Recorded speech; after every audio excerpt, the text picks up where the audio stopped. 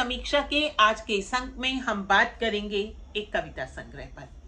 कविता संग्रह का नाम है राग रंग जीवन के और कवयित्री हैं डॉक्टर राधिका सिंह। डॉक्टर राधिका सिंह के बारे में बात करें तो वो जानी मानी गायिका भी हैं और इस पुस्तक में उन्होंने अपनी गायकी के उन स्वरों को, उस मीटर को, उस लय को, उस ताल को हर नज्म में, हर कविता में बांधा है। हर कविता जीवन के एक नए रंग को प्रस्तुत करती है और उस नए रंग के साथ हम बहते चले जाते हैं, गुनगुनाते हुए उन कविताओं को। हमें लगता है कि शायद ये हमारे जीवन से जुड़ी वो कविताएं हैं जो हम हर दिन सुनना चाहते हैं या हर दिन पढ़ना चाहते हैं। तो दोस्तों, मैं बात कर रही हूँ इन कविताओं की और इन्हीं कविताओं में कुछ रंगों की भी मैं बात करूंगी। उन रंगों में हम अगर देखें तो वो रंग हैं जो जीवन के परिप्रेक्ष्य में, जीवन के उतार चढ़ाव में, जीवन की संध्या में, जीवन के आगाज में, जीवन के अंत में, राग में, द्वेष में, मधुमास में और हर आवाज में हमें अपने साथ बहा ले जाने की क्षमता रखते हैं। गीत बहुत सुंदर बन पड़े हैं, उनकी भाषा, उनके संदर्भ, उनका चयन, उनका प्रवाह हमें अपने साथ बहा करके ले जाता है। और जब मैं इन गीतों को पढ़ रही थी तो मुझे लगा कि असल में ये कविताएं ऐसी हैं जिसे हर पाठक पढ़ना चाहता है, पढ़ना भी चाहता है और उनको गा करके उनके साथ बहना भी चाहता है। तो कुछ एक बहुत ही सुंदर मीटर में, जिसे मैं गीत कहूंगी, कविताएं तो हैं पर गीत कहूंगी, कि महक महक जाता है जीवन तेरे प्यार की खुशबू से, सवर सवर जाती हूं मैं भी प्यार भरी तेरी चितवन से। तो दोस्तों, मेरे गीतों की लड़ियों में तेरे स्नेह के धागे हैं। देखिए कितनी खूबसूरत बात कह रही है कि मेरे गीतों की लड़ियों में तेरे स्नेह के धागे हैं, सुप्त हृदय के तार मेरे ये तेरे स्पर्श से जागे हैं। मेरी धड़कन में बजती है तेरी सांसों की झनकार, मेरी धड़कन में बजती है तेरी सांसों की झनकार, तेरा पावन परस ही प्रियतम करता है मेरा श्रृंगार। अब देखिए इनका जो मीटर है, जो लय है, वो ताल है, वो ये स्पष्ट रूप से इंगित कर रहा है कि ये एक ऐसी लेखिका ने, ऐसी कवयित्री ने लिखे हैं जो स्वयं गाती है या जिसे पता है कि गीतों को किस तरह से बांधा जा सकता है। अगला देखिए कि तेरे दिल के दर्पण में मेरा रूप झलकता है, तेरे दिल के दर्पण में मेरा रूप झलकता है, मेरी आंखों के प्यालों में तेरा प्यार छलकता है। तेरी आंखों में रह जाऊं, तेरी आंखों में रह जाऊं, चाहत है मेरे दिल की, और तेरी सांसों में बस जाऊं, यही आरज़ू है मेरी। प्रेम में डूबी हुई, महकती हुई ये कविता महक महक कर पाठक को अपने साथ महकने के लिए मजबूर करती है। और अब देखिए कि जहां एक तरफ कवयित्री प्रेम की बात कर रही है, वहां रिश्तों का महत्व भी बताती है। माँ तुम्हारी अधूरी सीख, एक कविता माँ तुम्हारी अधूरी सीख की कुछ पंक्तियां पढ़ूंगी कि बहुत याद आती है अम्मा अपनी खिलंदड़ी मस्ती और बिंदास अंदाज में डूबे, हम कहाँ समझ पाए उनकी पीड़ा। बहुत याद आती है अम्मा अपनी खिलंदड़ी मस्ती और बिंदास अंदाज में डूबे, हम कहाँ समझ पाए उनकी पीड़ा। एक एक कर दूर होते अपने निजता की रेखा पार कर, पराये की सीमा तक पहुंच न जाने कितने। और रिश्तों को ही परिभाषित करती हुई एक और कविता बिटिया से। घर का आंगन लगा छोटा है, फिर चार दीवारी भी छोटी लगने लगी।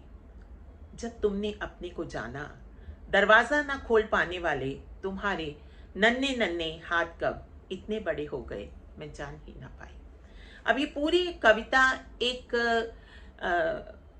ऐसी कविता है जो बचपन को परिभाषित करती है। एक नन्ही परी जिसे कहूँ या बेटी को उसके आत्मविश्वास की तरफ बढ़ने की पूरी प्रक्रिया को रेखांकित करती है। तो दोस्तों बहुत ही सुंदर कविताएं इसमें हैं, और उसके साथ साथ बहुत सी कविताएं ऐसी हैं जो प्रेम को परिभाषित करते करते जीवन के उतार चढ़ाव के रंगों को भी हमारे समक्ष बखूबी बिखेरती हैं।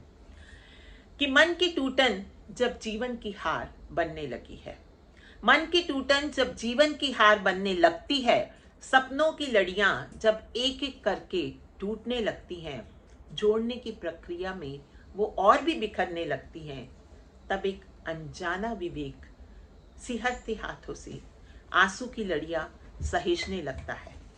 मस्तिष्क का बोझ पिघलकर मन की दरारों को भरने लगता है। फिर चल पड़ते हैं जीवन की उन्हीं राहों पर जहां हार है न जीत, केवल बोध है कर्तव्य और संयम का, केवल बोध है कर्तव्य और संयम का। तो दोस्तों ये पुस्तक बहुत से रंग, बहुत से उतार चढ़ाव, बहुत सी समस्याएं और उनका समाधान जहां एक तरफ प्रस्तुत करती है, वहां स्त्री मन के भाव, स्त्री के भीतर किस तरह की उथल पुथल होती है, स्त्री किस प्रकार से पूरे समाज में स्वयं को परिभाषित करती है, स्वयं इन समस्याओं से जूझती है, बिखरती है, सिमटती है, और किस प्रकार से वो भावों को अपने भीतर समेट करके निरंतर रास्तों पर बढ़ती चली जाती है। कुछ एक कविताएं ऐसी भी हैं, जैसे एक कविता है औरत। निषेधों और वर्जनाओं के घेरे में, स्नेह दुलार और प्यार के बंधन में, पलते बढ़ते चहकते इतराते हम नितांत उन पक्षियों की तरह हैं जिन्हें मन बहलाने के लिए पाल लिया जाता है, पिंजरे में बंद कर दिया जाता है। यह नहीं, वह नहीं, यहाँ नहीं, वहां नहीं जैसे आदेशों में जकड़े हम अपना वजूद भी भूल जाते हैं। हम नहीं, कठपुतली बने रहते हैं।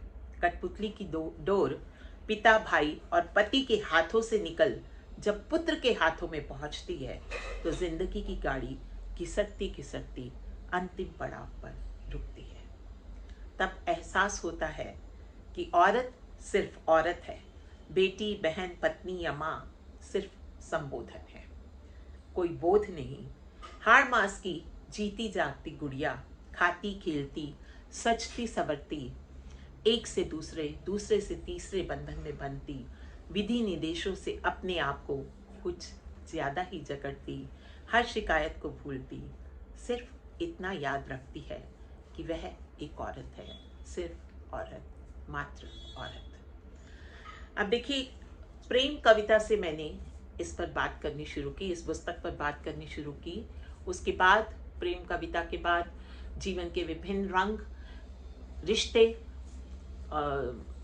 उलझाव, और उसके साथ साथ फिर स्त्री विमर्श की बात करती हुई बहुत सुंदर कविताएं इस कविता संग्रह में समेटी गई हैं।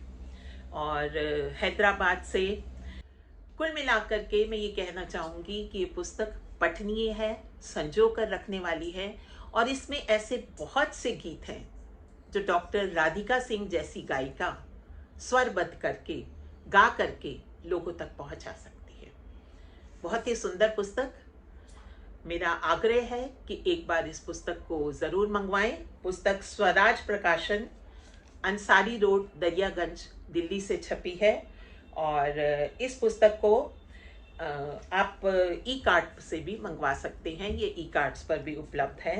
एक बार फिर आपको पुस्तक दिखा देती हूँ, राग रंग जीवन के, और लेखिका डॉक्टर राधिका सिंह। तो आज के लिए इतना ही दोस्तों, फिर मिलते हैं एक नई किताब के साथ इसी पटल पर, यहीं पर। आपको अगर हमारी समीक्षा अच्छी लगी हो तो हमारे चैनल को सब्सक्राइब करें। धन्यवाद।